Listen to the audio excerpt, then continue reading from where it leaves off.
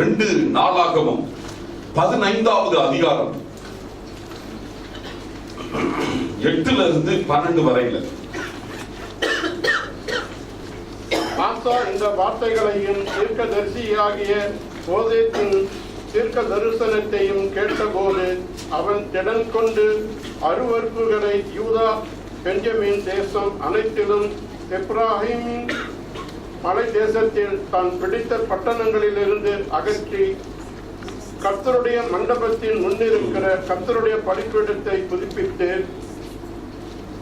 அவன் யூதா பெஞ்சமின் ஜனங்களையும் அவர்களோடு கூட எப்ராமிலும் மன்சேயிலும் சிமியோனிலும் இருந்து வந்த அவர்களோடு சஞ்சாரித்தவர்களையும் கூட்டினான்.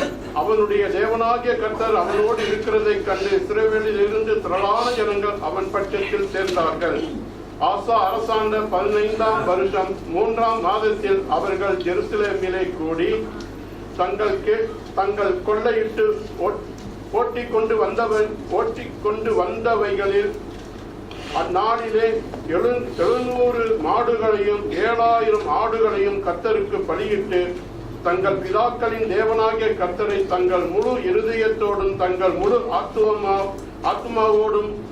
ஆத்மாவோடும் தேடுவோம் என்றும் என்பதே. ஆமென். ஓகே, நாம் 8வது வசனத்துக்கு வருவோமா? இந்த 8வது வசனம் போன வாரம் நாம் பார்த்தோம். இந்த வாரமும் திரும்ப நம்ம இந்த வசனத்தை கொஞ்சம் கவனிக்க போகிறோம். 8வது வசனத்துல ஆசா அன்பானவர்களே, 8வது வசனம் சொல்லுகிறது, அந்த தீர்க்கதரிசி ஆசாவிடம்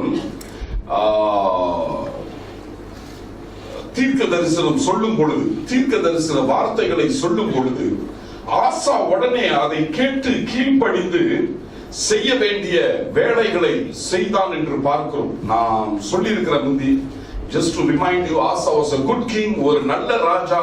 ஆனா தன்னுடைய வாழ்க்கையில ஒரே ஒரு தவறு செய்ததுனால நிறைய ஆசீர்வாதங்கள் அவனுடைய வாழ்க்கையில் தடங்களாக போய்விட்டது. A lot of blessings were hindered from his life. அவனுக்கு வராமல் போய்விட்டது. It's not that he lost his salvation. ரட்சிப்பை இழந்தது கிடையாது. அவன் ரட்சிக்கப்பட்ட மனுஷன், ஆண்டவரால் அதிகமாக நேசிக்கப்பட்ட ஒரு ராஜா. ஆனாலும் சில தவறுகள் நாம் செய்கிறதுனால் அன்பானவர்களே, நாம் பெற்றுக்கொள்ள வேண்டிய ஆசீர்வாதங்களை பெற்றுக்கொள்ளாமல் இருக்கிறோம். அதுதான் இந்த ஆசாவுடைய ராஜா வெளிப்படுத்துகிறது. ஆசீர்வாதங்களை பெறாமல் இருக்கிறோம். அந்த மைக் கொஞ்சம் ஸ்லோவாக்கு பார்த்தபி பெறாமல் இருக்கிறோம்.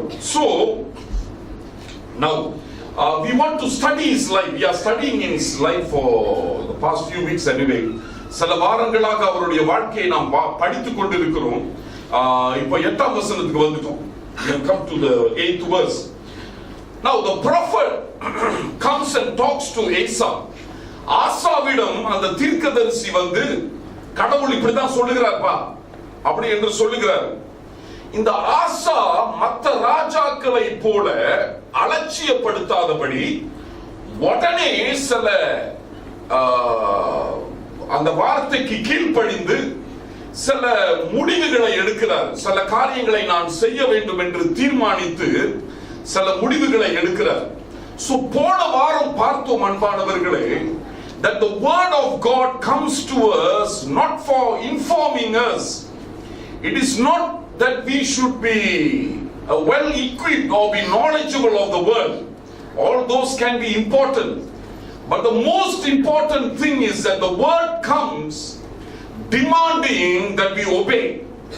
இந்த வார்த்தை அன்பானவர்களே நமக்கு அறிவை உணர்த்துவதற்காக, அல்லாவிட்டால் அறிவை பெருகப்படுவதற்காக, அல்லாவிட்டால் இந்த சரித்திரத்தில் இப்படி எல்லாம் நடந்தது என்று கடவுளை பற்றி தெரிந்து கொள்வதற்காக கொடுக்கப்பட்டது கிடையாது. Those can be important. அது எல்லாம் முக்கியமாக இருக்கலாம். அது நமக்கு சாதகமாக இருக்கலாம். ஆண்டவர் இப்படிதான், ஆண்டவர் அப்படிதான் செஞ்சார் என்று நாம் அறிந்து கொள்வதற்கு. ஆனால் அன்பானவர்களே, அது ஒரு பேசிக் இன்ட்ரோடக்ஷன், பிரைமரி ஸ்கூல் மாதிரி. It is simply because it gives us a knowledge of who God is. And anybody can do that. அனைவரும் இந்த உலகத்தில் உள்ள யாரு கூட அவிசுவாசி கூட பைபிளை படித்துக் கொண்டு நம்முடைய கடவுளை நமக்கு மேலாக அவனுக்கு என்ன தெரியும், அறிந்திருக்க தெரியும் முடியும். அது முக்கியம் கிடையாது. கடவுளை பத்தி எனக்கு எல்லாம் தெரியும், நான் பைபிளை 20 தடவை 30 தடவை படிச்சிருக்கிறேன் என்று சொல்லுவது முக்கியம் கிடையாது. though that is important, அது முக்கியம், நம்முடைய வாழ்க்கைக்கு ஆசீர்வாதமாக இருக்கும். பட் அதுக்கு முன்பதாக நம்முடைய வாழ்க்கை அன்பானவர்களை இந்த வேதாகமத்துக்கு கீழ்ப்படிந்த வாழ்க்கையாக இருக்க வேண்டும். God demands obedience, and Asa was one man who obeyed. ஆசா கீழ்ப்படிந்தான் என்று பார்க்கிறோம். சரி, 8வது வசனத்துல என்ன செய்தான் என்று பார்ப்போம். Let us very quickly 2 Chronicles 15:8. ஆசா இந்த வார்த்தைகளையும் தீர்க்கதரிசியாகிய ஓதேத்தின் தீர்க்க தரிசனத்தையும் கேட்டபோது அவன் திடன் கொண்டு அருவருப்புகளை யூதா பென்யமின் தேசம் அனைத்திலும் எப்ராஹிமின் மலை தேசத்தில் தான் பிடித்த பட்டணங்களிலும் இருந்து அகற்றி கர்த்தருடைய மண்டபத்தின் பாருங்க, ஆசா என்ன செய்தானா? முதலாவதாக அவன் செய்தது யூதா, பென்யமின், எப்ராஹிம், பிறகு அவன் பிடித்த பட்டணங்களில் இருந்து விக்கிரகத்தை என்ன செய்தானா? விலக்கி போட்டான் என்று வேதம் சொல்லுகிறது. யூதா, பென்யமின், எப்ராஹிம் வந்து இஸ்ரேல். யூதாவும் பென்யமினும் தான் ஆசாவுடைய சொந்தமானது. எப்ராஹிம் வந்து இஸ்ரேல் தேசம், வேற ஒரு தேசம், இவனுடைய தேசம் கிடையாது. ஆனா அந்த நாட்கள்ல எப்ராஹிம்ல ராஜா கிடையாது. ஏன்னா the country was already gone into exile. அவர்கள் அகதிகளாக போய்விட்டாங்க. பிறகு ஆசா பிடித்த தேசங்கள், ஆசா பொறுப்படுத்த தேசங்கள், ஆசா பொறுப்புக்குள் வந்த தேசங்களில் இருந்து விக்கிரகங்களை என்ன செய்தானா? விளக்குனானா. that is important. அது முக்கியம். பாருங்க அன்பானவர்களே, நம்முடைய குடும்பத்துல வாழ்க்கையில தலைவர்களுக்கு ரொம்ப பொறுப்பு இருக்கிறது. இன்னைக்கு அநேக பொறுப்பை வந்து பொம்பளைங்க எடுத்துறாங்க வீட்டுல. அது வந்து வேதாகமத்துல கிடையாது. that is not there in the Bible at all, because they scream and they make all kind of emotional blackmail, you know. We somehow give up. தொலைஞ்சு போ அப்படின்னு. so that is wrong. Women must not do that. கிறிஸ்தவ பெண்கள் அப்படி செய்யக்கூடாது. அது செய்யறது தப்பு. உன் புருஷனை கீழே வச்சுட்டு ஆளுகை செய்யறது தப்பு. அதுவே நமக்கு என்ன கிடையாது, நம்முடைய வாழ்க்கைக்கு நல்லது கிடையாது. So it is wrong, because the Bible, we go to what the Bible says. The Bible says the woman submit to the man in every way. பாருங்க, I don't want to talk on this, but I want to handle the family issues maybe next year. அடுத்த வருஷத்துல I'm always thinking about it. இந்த பெண்கள் அன்பானவர்களே, நீ அவிசுவாசியாக இருந்து பெண்கள் விசுவாசியாக இருந்து, the lady is a believer and the husband happens to be an unbeliever. கணவன் அவிசுவாசியாக இருந்தால் கூட வேதம் சொல்லுகிறது, நீ அவளை என்ன செய்யக்கூடாது? விவாகரத்து பண்ணக்கூடாது. கரெக்டா? No divorce. Number 1. Number 2, the Bible says by your good works, உன்னுடைய நல்ல கிரியையினால் அவனை எதுக்குள்ளாக கொண்டு வர முடியும்? கிறிஸ்துவுக்குள் கொண்டு வர முடியும் என்று. சோ இந்த அவிசுவாசியாக கணவன் இருந்தால் கூட விசுவாசியாக இருக்கிற மனைவி தன்னுடைய வாழ்க்கையின் கிரியை எப்படி இருக்க வேண்டுமா? சாட்சியாக இருக்க வேண்டும் என்று. சரியா? சபைக்கு ஆண்டவராக எபேசுல சபை பவுல் எழுதுகிறார், சபைக்கு ஆண்டவராகிய இயேசு கிறிஸ்து தலைவராக இருக்கிறது போல குடும்பத்தில் மனைவிக்கு யார் தலைவராக இருக்கிறார்? கணவன் தலைவராக இருக்கிறார். கணவனிடம் சொல்லுகிறாரு, மனைவியை நேசி, ஏன்னா அது பலவீனம் உள்ள என்னது பாத்திரம் என்று. she is a weaker vessel என்று சொல்லுகிறார். so in many ways the Lord, if you go through the whole Bible, he has made the family in such a way that the man leads and the woman is a subordinate factor, is a follower. I am not saying that inferiority, you know, தாழ்த்தப்பட்டவர்கள் என்று சொல்லல, மேல கீழே அப்படி சொல்லல, ஆண்கள் ரொம்ப பெரியவர்கள் பெண்கள் தாழ்த்தப்பட்டவர் அந்த ஐடியால சொல்லல. in our role, நம்முடைய பொறுப்பு, நம்முடைய responsibility, in the place where we play our part, நம்முடைய பொறுப்பு, நம்முடைய நிலை, the status, the place where he put us, somehow in his divine wisdom, அவருடைய ஞானத்தின் பிரகாரம் கணவனை குடும்பத்துக்கு தலைவராகவும் மனைவியை இடம் வைத்திருக்கிறாரு, இரண்டாவதாகவும் வைத்திருக்கிறார். Of course you can discuss, you can plan, you can so on, but as I've told you always, God sees the man as the head. But somehow we see in the 21st century, நாகரிகம் வர வர, படிப்பு பெருக பெருக, and குடும்பங்களின் சூழ்நிலைகள் மாற, எல்லா நிலைமையும் மாறும் பொழுது பெண்களும் ஆண்களை மாதிரி படித்திருக்கிறாங்க. சில இடங்கள்ல பெண்கள் ஆண்களை பார்க்கிலும் என்னது நல்லா படித்திருக்கிறாங்க. ரொம்ப நல்லது, அதெல்லாம் நல்லது, ரொம்ப நல்ல காரியம். But then we cannot run away from what God has told us in the Bible. வேதாகமத்துல சொன்னதுல இருந்து அன்பானவர்களே நாம் ஓட முடியாது. I wish some of our leaders will be women. நம்ம சில குடும்பங்களுக்கு தலைவர்கள் பெண்களா இருந்தா ரொம்ப நல்லா இருக்கும் நான் நினைக்கிறேன். Because the men are so weak, spiritually, and I wish that women will take the lead.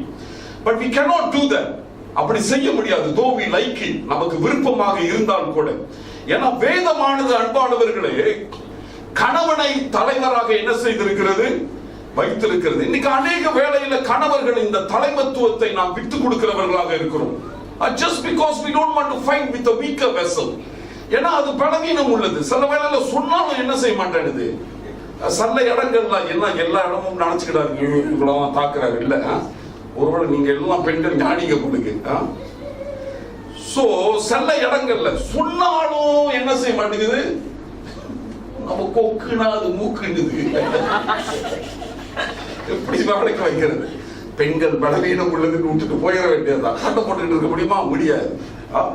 So in so many ways they strive, they fight to lead and to make their ideas and their plans go through. And therefore அதை செய்வதற்காக பல வகைகளை பயன்படுத்துறாங்க, which the man just have no time for it and he abandons and he just walks off. You understand? But that is not right. அது சரி கிடையாது. I'm not saying man must go up and fight now. ஆண்கள்லாம் போய் சண்டை போடணும். Let me talk to the woman at least. பெண்கள் at least don't do that, because that is not the right thing. That is not what your Bible and my Bible teaches. நம்முடைய வேதம் அதை கற்றுக் கொடுக்கவில்லை. இல்லையா? ஆண்களை போய் நீ போய் சண்டை போடுறான்னு சொல்றத பார்க்கணும். பெண்கள், கிறிஸ்தவ பெண்களை பார்த்து நாம் புருஷனுக்கு அடங்கி போவது நல்லது என்பது என்னது சொல்லுது, ரொம்ப நல்லது. Understand? So ஆகையினால அன்பானவர்களே, listen very carefully. We'll come back to the text now. The Bhagat வந்து we'll talk. We'll have family seminars next year. I'm already planning about family seminars. இந்த பகுதிக்கு வருவோம். இப்ப ஆசா ராஜா சொல்லுகிறாரு, நான் என்னுடைய தேசத்தின் மட்டுமல்ல, நான் பிடிச்ச தேசங்களிலும் விக்கிரகங்கள் என்ன செய்யக்கூடாது, இருக்கக்கூடாது. இதுக்கு தான் நான் முதல்ல அந்த இன்ட்ரோடக்ஷனை கொடுத்தேன். You see, the man, if he is the head of the house, he is responsible for the whole house. அந்த வீட்டுக்கு யார் பொறுப்பு? அந்த கணவன் தான் பொறுப்பு. நீ சொல்ல முடியாது, இல்ல என் மகன் யாரோ கொடுத்தாங்களா அந்த விக்கிரகத்தை கொண்டு வந்து வச்சிருக்கான் அப்படின்னு சொல்ல முடியாது. You cannot say that. You understand? You are responsible. So ஆசா என்ன செய்கிறார் என்றால், எல்லா விக்கிரகங்களையும் தன்னுடைய வீட்டிலிருந்து என்ன செய்கிறாராம், விலக்கி போடுகிறார் என்று நாம் பார்க்கிறோம். He removes. Now listen very carefully. Listen very carefully. I have a strong feeling that the Lord is going to progress some of you or prosper some of you in so many ways. Progress and prosperity will come your way. ஆண்டவர் அநேகரை அன்பானவர்களே வருகிற காலங்களில், விசேஷமாக வருகிற வருஷத்தில் உங்களுக்கு செழிப்பு மட்டுமல்ல, நல்ல ஆசீர்வாதத்தை கொடுக்க போகிறார். பொருளாதார ஆசீர்வாதத்தை நன்றாக கொடுக்க போகிறார், நன்றாக உங்களுக்கு தரப்போகிறார். Your income will double or maybe hopefully triple, and you will receive money from sources that you did not expect. நீ எதிர்பாராத வகையில உன்னை விசேஷமாக ஆண்டவர் உயர்த்த போகிறார். உங்களுடைய வியாபாரமாக இருக்கலாம், உங்களுடைய தனிப்பட்ட வேலையாக இருக்கலாம். somehow the favor of God is going to come. தேவனுடைய தயவு நாம் பெற்றவர்களாக இருக்க போகிறோம். You will never come to a point that you will say I don't have enough money. Understand? எனக்கு காசு பத்தலையே என்ற ஒரு சூழ்நிலைக்கு வராதபடி ஆண்டவர் நிச்சயமாக நம்மை காத்துக் கொள்வார். இது நல்ல ஆசீர்வாதங்கள் ஆண்டவர் நமக்கு வைத்திருக்கிறார். But then you must understand this. Prosperity is not always good if you do not manage prosperity. Understand? செழிப்பை நாம் சரியாக சமாளிக்காவிட்டால் அது நல்லதாக நமக்கு என்ன செய்யாது, வராது. ஆண்டவருடைய ஆசையும் சித்தமும் நீங்கள் நல்லா இருக்க வேண்டும் என்று. நீ வாளாகாமல் நீ என்னவா இருக்கணும், தலையாக இருக்கணும். இது கடவுளுடைய சித்தம். எப்படி தெரியும் இது கடவுளுடைய சித்தம் என்று? எப்படி? யாரோ தீர்க்கதரிசி தலையில கையை வச்சு சொல்லணுமா, நீ வாளாக மாட்ட தலையாகுவ அப்படின்னு? எங்க இருக்குது? கரெக்ட். எங்க இருக்குது? பைபிள்ல இருக்கு. கடன் வாங்க மாட்டேன், கடன் கொடுப்பேன் சொல்லணுமாகும். தீர்க்கதரிசி சொன்னாதான் நம்புவியா? அதெல்லாம் சொல்ல வேண்டாம். அதெல்லாம் எங்க இருக்குது? It's all there. So we see throughout the Bible the Lord has determined to bless his people. Understand? தன்னுடைய ஜனங்கள் ஆசீர்வாதமாக நன்றாக வாழ வேண்டும் என்பது அவருடைய சித்தமாக இருக்கிறது. And but you must understand when God prospers us, கடவுள் நம்மை செழிப்பாக செழிப்பு நம்முடைய வாழ்க்கையில் கொண்டு வரும் பொழுது நாம் செழிப்பை நம்முடைய கைக்குள் வைக்காவிட்டால் அது நம்முடைய வாழ்க்கைக்கு விக்கிரகமாக மாறிவிடும். You understand? When you don't manage prosperity and progress properly, these two things will actually become idols in our life. நம்முடைய வாழ்க்கையில் விக்கிரகமாக மாறிவிடும். பாருங்க, let me give you one nice verse, scripture. Turn your Bible to Hosea chapter 13. Hosea 13. கொஞ்சம் மெதுவா படிப்போம். இதை நான் முதல்ல எடுத்துக்கொள்றேன். எங்க ஓசையா இருக்கு? தேடுறது ரொம்ப கஷ்டமா. ஓசையாவுக்கு கண்டுபிடிச்சிட்டேன். அப்படியே பரத்தி பார்த்தா டக்குன்னு தெரிஞ்சு. ஓசையா 13. Look at verse 5. 5வது வசனம். கர்த்தராகிய அவர் சேனைகளின் தேசமாகிய வனாந்தரத்திலே அறிந்துகொண்டேன். திரும்ப படிங்க பிரதர். நான் உன்னை மகா வறட்சியான தேசமாகிய வனாந்தரத்திலே அறிந்துகொண்டேன். ரைட். 5வது வசனத்தை பாருங்க. நான் உன்னை, I did know thee in the wilderness, in the land of great drought. மகா வறட்சி யான தேசத்தில் நான் உன்னை தெரிந்து கொண்டேன் என்று சொல்லுகிறார். அப்போ நம்மை தெரிந்தெடுக்கும் பொழுது அன்பானவர்களை, அநேகரை a lot of us have been picked out from a place of extreme drought. இல்லையா? வறட்சி நிறைந்த இடத்துல இருந்து நம்மை தெரிந்தெடுத்திருக்கிறார். என்ன அர்த்தம்? வறட்சினா என்னது? வறுமை. வறட்சினா வறட்சி இடத்துல வறுமை தான் இருக்கும். வேற என்ன இருக்கும்? வறுமை. செழிப்பு கிடையாது, ஒரு வளர்ச்சி கிடையாது. There is no progress, there is famine, there is a drought, and there is poverty. And some of us have, or most of us, உங்களுடைய சரித்திரத்தை நாம் கொஞ்சம் கிண்டி பார்த்தோம் என்றால், ரொம்ப தூரம் போக வேண்டாம். கொஞ்ச நாளுக்கு முந்தி நம்முடைய அப்பா அம்மா பைஸ்கல்ல தான் இருந்திருப்பாங்க, ஓட்டி இருப்பாங்க. அவரோட அது கூட இருந்திருக்காது. காடியை பார்த்தோம் என்றால் ரொம்ப வாயை பொளந்துக்கிட்டு பார்க்கணும். உள்ளார உட்கார்றதுக்கே ஒரு குசி. உள்ளார காடி உட்கார்றேன், உள்ளார உட்கார்ந்து பார்த்துட்டு இருந்தோம். இப்ப புது காடியை கூட திரும்பி பார்க்க மாட்டோம் மெர்சிடிஸ். ஏன்னா உங்க வீட்டிலே ஒரு மெர்சிடிஸ் இருக்குது, அல்லாட்டி இருக்க போகுது. So anyway, from almost a kind of extreme drought he has picked us up.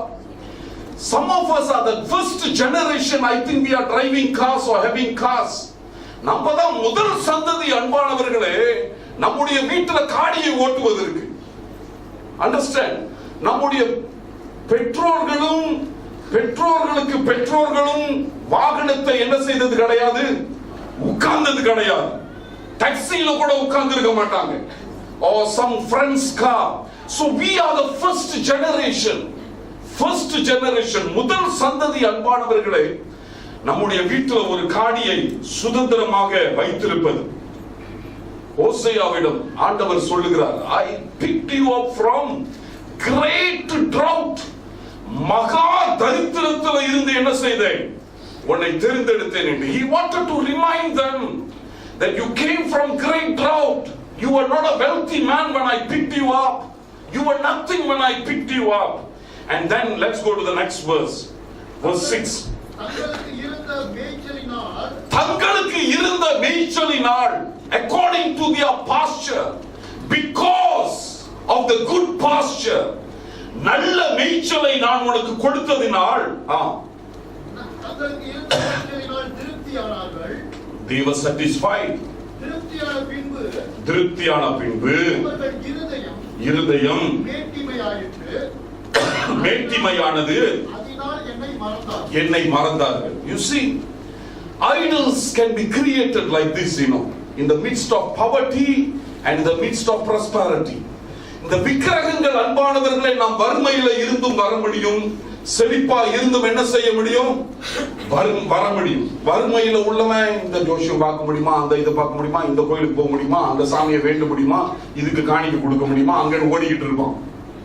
அவனுடைய வாழ்க்கை செழிப்படைந்த பிறகு, செழிப்படைய வேண்டும் என்று செழிப்படைந்த பிறகு ஓசையா சொல்லுகிறாரு, என்னை என்ன செய்தார்களாம்?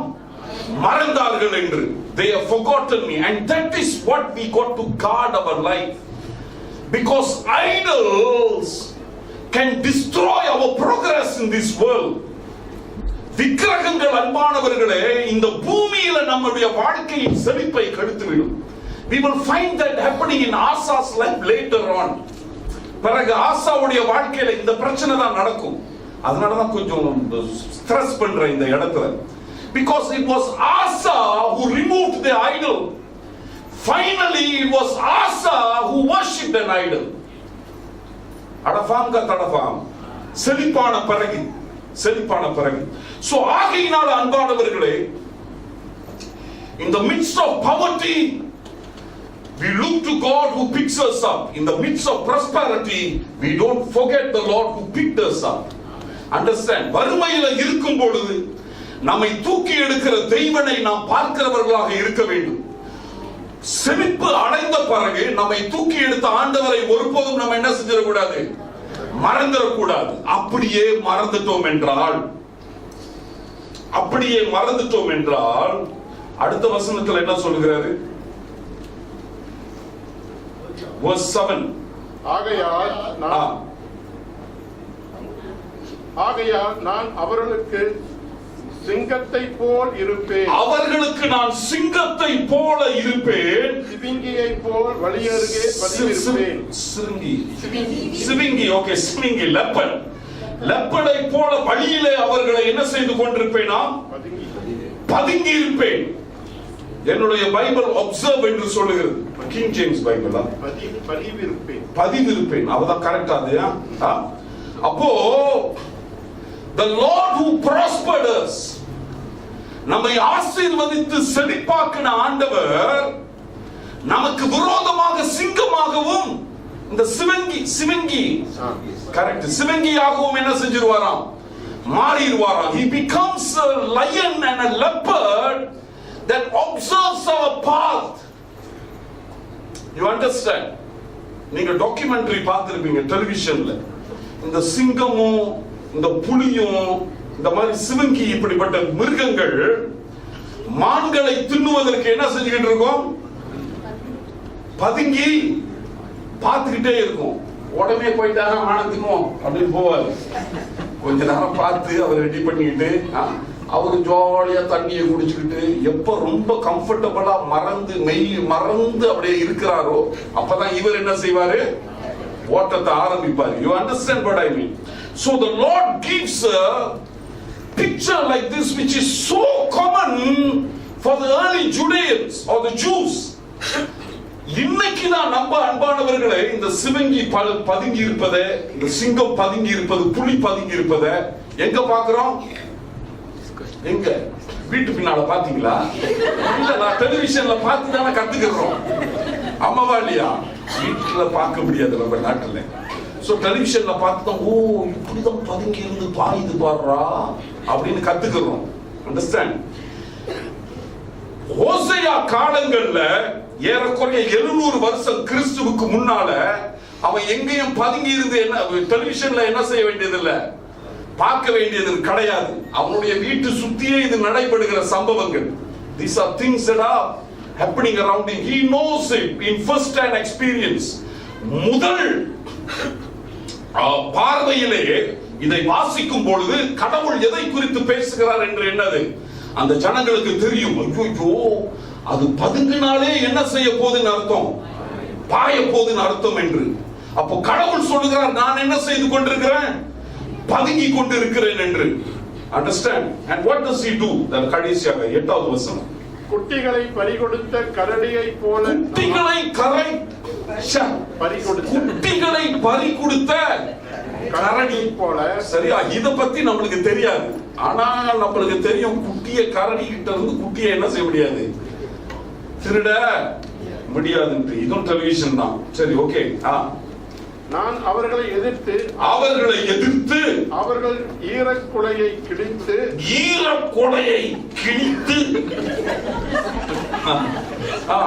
அவர்களை அங்கே சிங்கம் பட்சிக்கிறது போல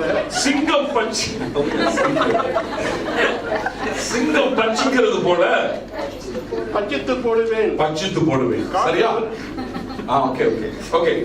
So he uses so many wild animals into this verse, brings wild animals into the verses, and some of the worst probably scenarios. இந்த இடத்துல அன்பானவர்களே பயங்கரமான மிருகங்களை பயன்படுத்துகிறார். 3 மிருகத்தை பயன்படுத்துகிறார் பாருங்க. சிங்கம் பிக்கிறது மாதிரி பிப்பேன், கரடி குழந்தைகளை இழந்தது போல நான் மாறிடுவேன், சிவங்கி பதுங்கி இருக்கிறது மாதிரி என்ன செய்வேன், நான் பதுங்கி இருப்பேன் என்று. யாருக்கு விரோதமாக? தன்னுடைய சொந்த ஜனங்களுக்கு விரோதமாக. He comes against his own people. So you don't have to look around for the devil to destroy us. Jesus and God is enough. கடவுள் போதும். ஆகையினால் அன்பானவர்களே நாம் இதை மறக்காதவர்களாக இருக்க வேண்டும். ஆசா விக்கிரகங்களை விளக்கினான் என்று பார்க்கிறோம். எந்த இடத்திலெல்லாம் விக்கிரகங்கள் இருக்கிறதோ நம்முடைய பொறுப்பில், நம்ம பக்கத்து வீட்டுக்காரன் வீட்டுல போய் அவன் விக்கிரகத்தை வணக்க முடியாது, ஆனால் நம்முடைய பொறுப்பில் இருக்கிற விக்கிரகங்களை நாம் என்ன செய்ய வேண்டும், வணக்கிதான் ஆக வேண்டும். இது என்னுடைய வீடு. சிலர் நீங்க சேவா கொடுக்குறீங்க வீட்டை, அதெல்லாம் தப்பு கிடையாது, கொடு. But you make some proper conditions la. Understand? This is my house. You want to rent? இதான் clause. 12 நீ வந்துடணும், சாவி எப்படி இருக்கணும், இப்படிதான் இருக்கணும், கூட்டாளி கொண்டு வர முடியாது, அதெல்லாம் சொல்றதானே. மாசம் சேவாவை கொடுத்துடணும், அதையும் சொல்றியா? அப்படிதான் சொல்ற, எல்லாத்தையும் சொல்ற, இதையும் சொல்லிரு. அவன் அவிசுவாசியா இருந்தா இதையும் சொல்லிரு. அனாவசியமான விக்கிரகங்களை வீட்டுக்குள்ள என்ன செய்யக்கூடாது, வரக்கூடாது. காரணம், இந்த வீட்டை நான் யாருக்கு பிரதிஷ்டை பண்ணிட்டேன், கடவுளுக்கு கொடுத்துட்டேன். Therefore this is one of the clause. Make a stand for the Lord. Let him honor you. Don't worry about your tenant. He will take care of that. Understand? Sorry, okay, I just want to remind you that Henry Nowen என்று ஒரு பக்தன் இருந்தார். அவர் சொல்லுகிற கதை ஒரு வேடிக்கையான கதை. நான் நினைச்சேன் இது இந்தியாவில் உள்ள கதை. ஆனா அவர் சொல்லுகிறார். I will tell you who Henry Nowen is. Henry Nowen is a Harvard professor. Henry Nowen அன்பானவர்களே Harvard யூனிவர்சிட்டியில ப்ரொஃபஸராக இருந்தாரு. Some of the top யூனிவர்சிட்டியில he was a visiting professor, like Oxford, Cambridge, அப்படிப்பட்ட இடங்கள்ல he was visiting and teaching.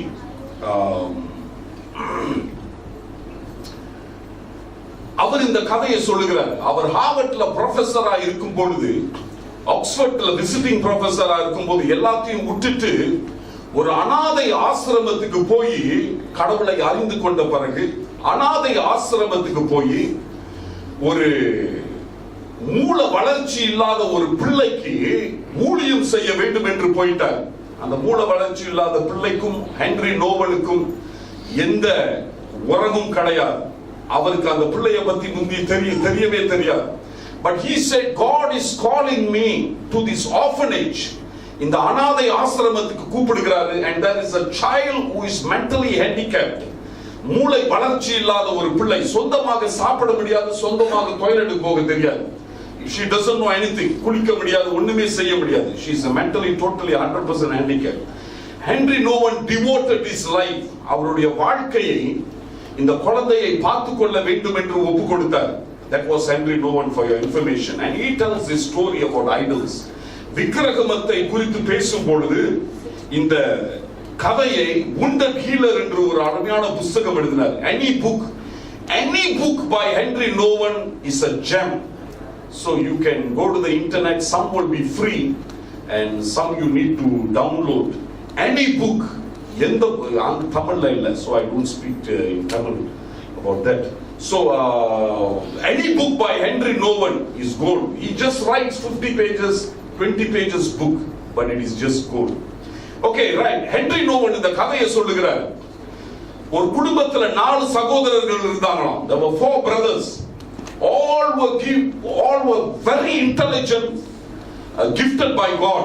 கடவுளினால கிருபை பெற்ற பயங்கர ஞானிகள். அப்போ ஒருத்தன் சொன்னானா நான் என்னுடைய எல்லா அறிவை வைத்து, என்னுடைய மூளையை வைத்து அடுத்த சில வருஷங்கள் நான் மனிதனுடைய சதையை எப்படி உருவாக்குவது என்று நான் படிக்க போறேன் என்று சொன்னானா.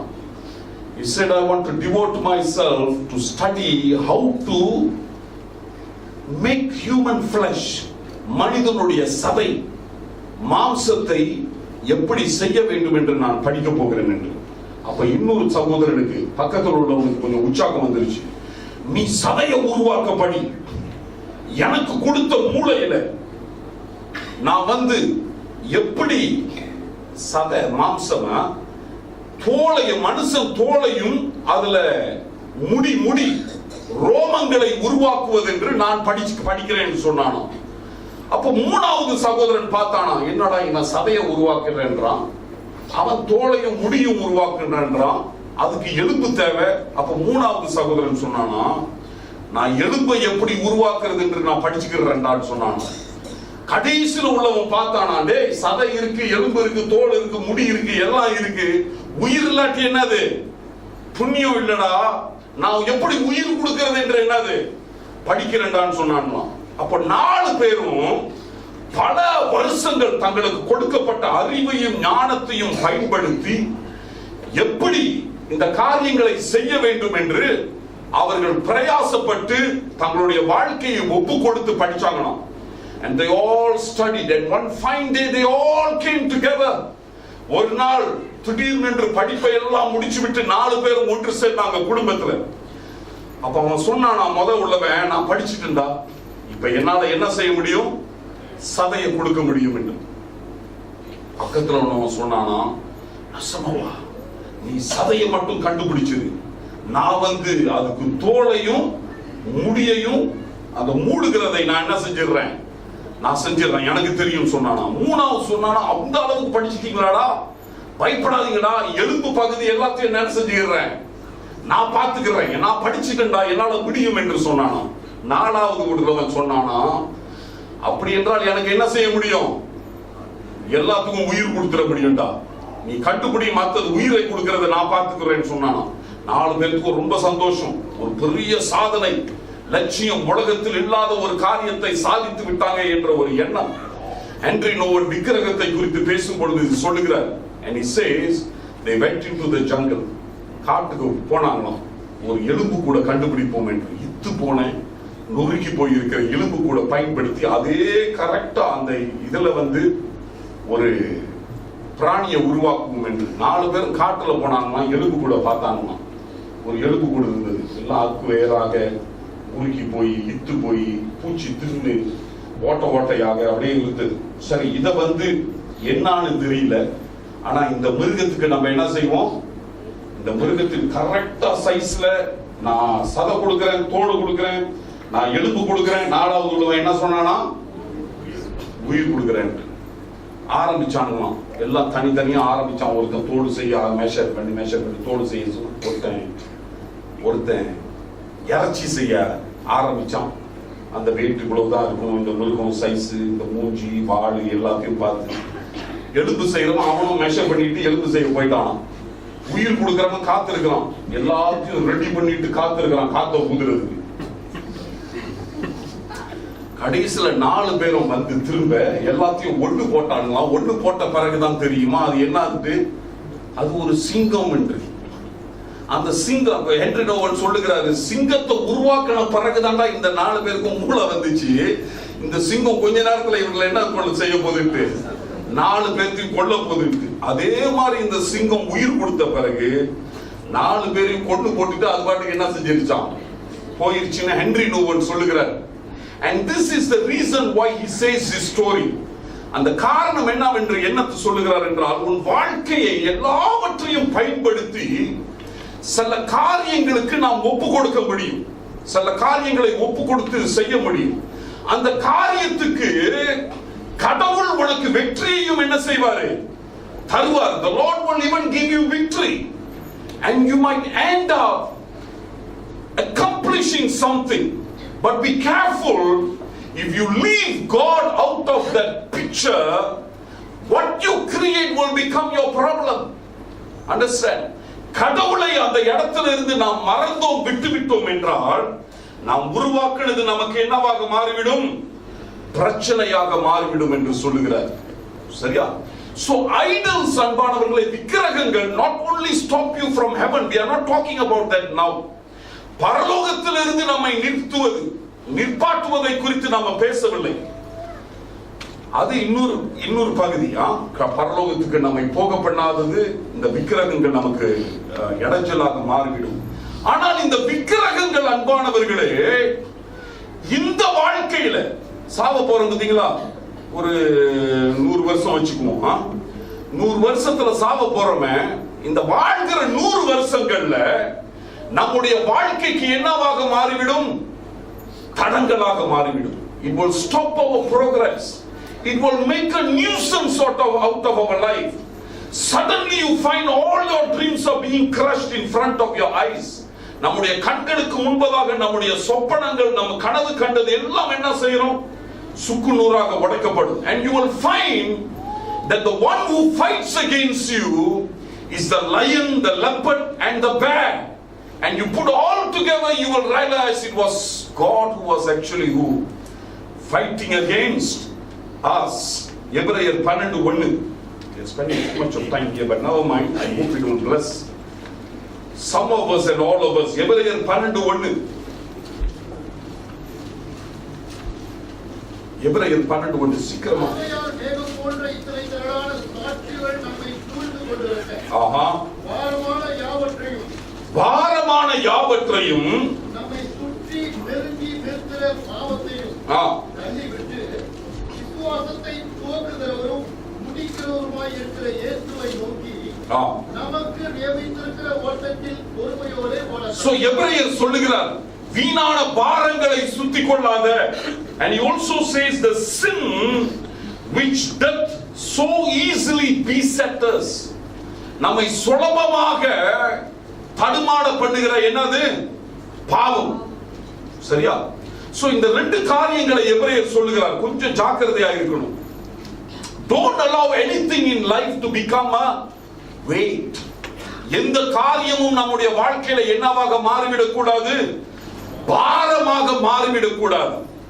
Even our blessings that actually elevates us from burden. பாரத்துல இருந்து நம்மை விலக்கி தூக்கி எடுக்கிற ஐஸ்வர்யம் கூட நமக்கு மறுபடியும் என்னவாக மாற முடியும், பாரமாக மாறிவிடும். Understand? So that's why we don't forget God. Don't forget God. Understand? And இரண்டாவது எபிரேயர்கள் எழுதின பக்தன் சொல்கிறாரு, the sin, பாவம், the sin. நாம் நிறைய பாவங்கள் செய்வது கிடையாது, எல்லா பாவங்களையும் செய்வது கிடையாது. ஆனா சில வேளையில ஒரே ஒரு பாவம் போதும் நம்ம என்ன பண்ணுவதற்கு, தடுமாடப்படுவதற்கு.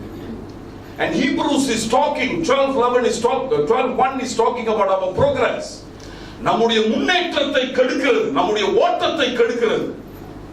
You could have had a smooth run in this world இந்த உலகத்தில் நாம் செழிப்பாக ஓடி இருக்க முடியும். மனைவி பிள்ளைகளோடு சந்தோஷமாக நன்றாக வாழ்க்கையை முடித்துவிட்டு I am ready to go home, bye bye, goodbye, வந்தனம், we will meet again in the next world அப்படி என்று நிம்மதியா சாவரதை விட்டுவிட்டு நம்முடைய வாழ்க்கை ஒரு போராட்டம் நிறைந்ததாக என்ன செய்ய முடியும்? மாறிவிட முடியும். உளுந்து எந்திரிக்கிறேன் ஒரு பிரச்சனையை விட்டா இன்னொரு பிரச்சனை, ஒரு பிரச்சனையை விட்டா இன்னொரு பிரச்சனை, இந்த பிரச்சனையை தாண்டிட்டா இனிமேல் பிரச்சனை வராதுன்னு நினைக்கிறேன், திரும்ப வருகிறது. என்னுடைய வாழ்க்கை கண்ணீரிலும் வேதனையிலும் இருக்கிறது. We are supposed to run and not to crawl. Understand? நாம் ஓடி சந்தோஷமாக முடிக்க வேண்டிய ஓட்டத்தை சிலர் எப்படி முடிக்கிறோம் என்றால் என்ன செய்றோம்? தரையில crawling, தேய்ச்சி போய் சேர்ந்துருவோம். பயப்படாத, கடவுள் நம்மோடு தான் இருக்கிறார். எப்படியாவது போய் சேர்ந்துருவோம். ஆனா வயிறு இல்லாம போய் சேர வேண்டியதா இருக்குது. எல்லாம் தேஞ்சு போச்சு. எங்க? கீழே. You understand what I mean? ரோட்ல. Correct. வடங்குதா? So we don't have to live like that. But idols will make us live like that. விக்கிரகங்கள் அப்படிப்பட்ட வாழ்க்கையை நம்முடைய வாழ்க்கைக்குள்ள என்ன செய்கிறது? கொண்டு வருகிறது. That is why we must be careful of idols. So ஆசா சொல்லுகிறார், as long as I am in charge, idols will go out of my life. நான் வாழ்கிற வரையில் விக்கிரகங்கள் போய்விட வேண்டும் என்று அவன் தீர்மானித்தான். And he removed all the idols. And then he built an altar. அதுக்கு பிறகு ஒரு பலிபீடத்தை கட்டினான் என்று வேதம் சொல்லுகிறது. இந்த சேம் verse 8வது வசனத்துல அவன் பலிபீடத்தை கட்டினான். இதோடு முடிச்சிடுறேன். பலிபீடத்தை கட்டினான் என்று பார்க்கிறோம். And 1 ராஜாக்கள் 18:20 முடிச்சிடுறேன் 5 நிமிஷத்துல. 1 ராஜாக்கள் 18:30 சாரி. மழை வருவதற்கு முன்பதாக, எலியாவுடைய கதைலாம் இது. மழை வருவதற்கு முன்பதாக எலியா பலிபீடத்தை என்ன செய்தானாம்? சரிப்படுத்தினான். படிங்க பார்ப்போம் அதை மட்டும்.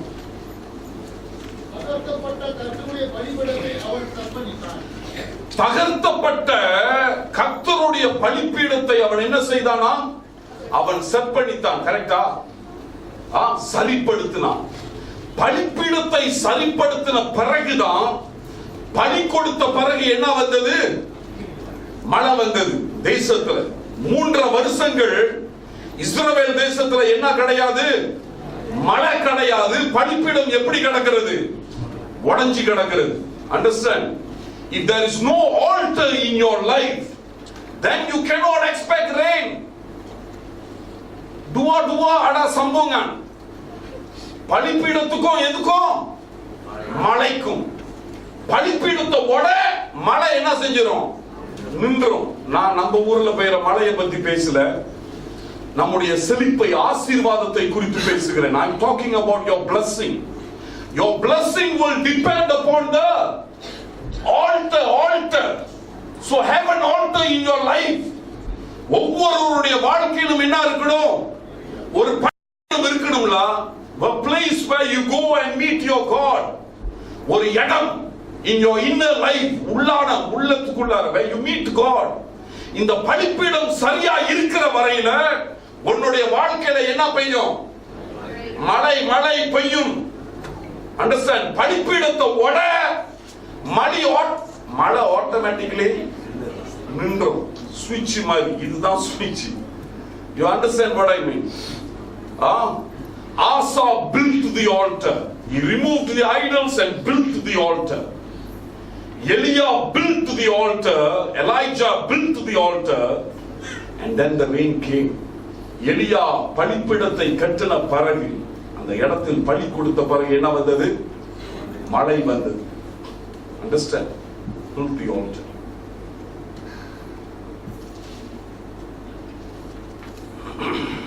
அது 19வது நூற்றாண்டுல சொல்லிட்டு முடிச்சதான், சொல்ல வேண்டாம் நினைச்சேன். மெண்டல்சன் என்று ஒரு ஜெர்மன் தேசத்தை சேர்ந்த pianist, organist, composer and music conductor இருந்தார். ரொம்ப பிரபலமானவர். அவர் செத்த பிறகுதான் அவருடைய பிரபலம் இன்னும் அதிகமா பெருகினது உலகம் முழுவதும். And if you have read music, you cannot miss his name. Mendelssohn, Mozart Murray. He was a pianist. He plays a keyboard, organ, and then he was a composer, நிறைய music composer. A lot of musics are still played, and he was a music conductor. Outstanding. The whole music world, in the whole world, at least that time they know him. Even now they know him. இப்போ உள்ளதுக்கும் தெரியும், அப்பையும் தெரியும். Mendelssohn German தேசத்தை சேர்ந்தவர். ஒரு நாள் சுவிட்சர்லாந்துல ஒரு பெரிய ஆலயத்துல போய் உட்கார்ந்திருந்தார். ஆலயத்துல ஆராதனை நடந்தது. ஆராதனை அந்த டைம்ல ட்ரம் எல்லாம் கிடையாது, ஆர்கன் தான்.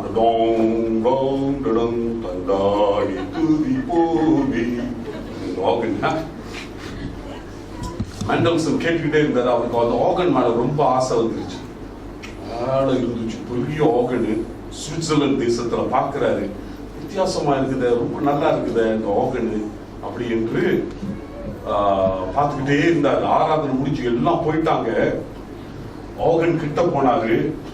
அந்த வயதான ஒரு தாத்தா ஆர்கன் விளையாடுறது அங்க இருந்துச்சு. அவர் கேட்டாரு, நீ தான் ஆர்கன் விளையாடியா? அந்த தாத்தா ஆமான்னு சொல்லிச்சு. வெரி குட், வெரி குட், நல்லா விளையாட, நான் கொஞ்சம் விளையாட முடியுமா அப்படின்னு கேட்டாரு. அந்த தாத்தா சொல்லிச்சான், நான் யாரையும் என்ன செய்ய விடுறதில்ல, முடியாது.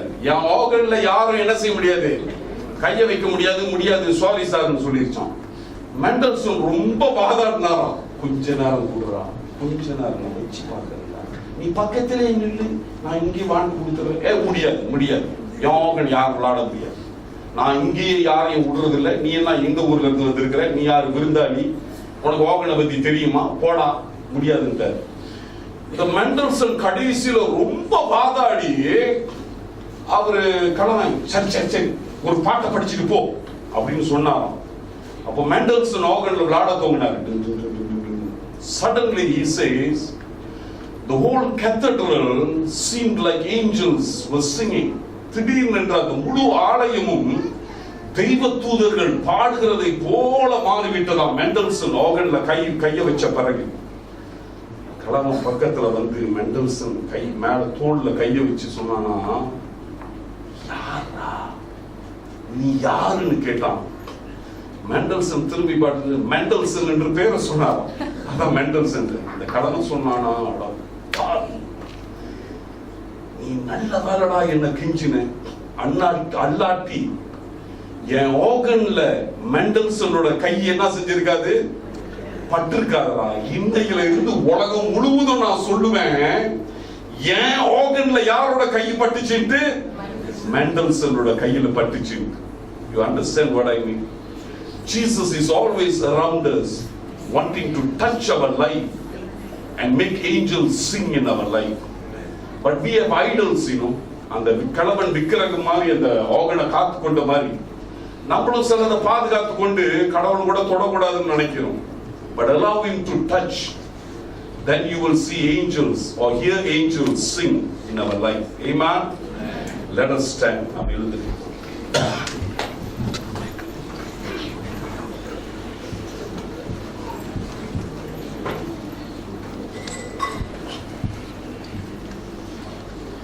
Father, we thank you. அப்படியே கண்களை மூடுவோம். பிதாவே, உம்மை ஸ்தோத்திரிக்கிறோம். அருமையான வேலைக்காக நன்றி செலுத்துகிறோம் தகப்பனே. உம்முடைய பிரசன்னம் ஆண்டவரே எங்களோடு இருக்கட்டும் சுவாமி. விக்கிரகங்கள் போன பிறகு பிதாவே ஒரு பலிபீடத்தை கட்டினான் என்று பார்க்கிறோம் சுவாமி. அதே போல தகப்பனே எங்களுடைய எல்லா விக்கிரகங்களும் போய்விட்டு சுவாமி உங்களுடைய கரம் பட்ட வாழ்க்கையாக நாங்கள் காணப்பட வேண்டும் சுவாமி. Lord, we not only want to remove idols, oh Lord, we want to be a people. We want to be a people who worship you. We want to be a people who built an altar, Lord. ஆண்டவரே, எங்களுடைய வாழ்க்கையில இருந்து விக்கிரகங்கள் போவது மட்டுமல்ல, எங்களுடைய வாழ்க்கையை நீ தொட்ட வாழ்க்கையாக காணப்பட வேண்டும் சுவாமி. We don't want to keep anything that will not allow an altar in our life. எங்களுடைய வாழ்க்கையில பலிப்பிடத்துக்கு இடம் இல்லாமல் எந்த காரியத்துக்கும் நாங்கள் அனுமதி கொடுக்க கூடாது சுவாமி. எங்கள் ஒவ்வொருவரையும் ஆசீர்வதி ஆண்டவரே. எங்களுக்கு பரலோகம் மட்டுமல்ல, இந்த பூமி செழிப்பு நிறைந்ததாக இருக்க வேண்டும் என்று நீர் விரும்புகிறீர் சுவாமி. தகப்பனே, உங்களுடைய பிரசனம் எங்களோடு கூட இருக்கட்டும். உங்களுடைய தயவு எங்களோடு கூட இருக்கட்டும். உங்களுடைய கிருபை எங்களோடு கூட இருக்கட்டும். நல்ல ஞானத்தையும் அறிவையும் தாரும் சுவாமி. நல்ல கிருபையை தாரும் பிதாவே.